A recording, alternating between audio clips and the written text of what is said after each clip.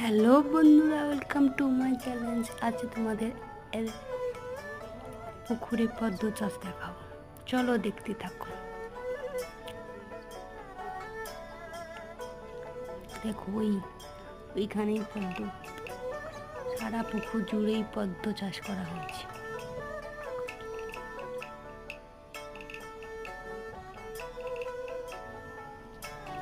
দেখতে পাচ্ছ আমাদের গ্রামের পুকুর, এখানে পদ্ম চাষ করা হয়। আরে না না, এটা পদ্ম না, এটা কি কমেন্টে বলো সবাই।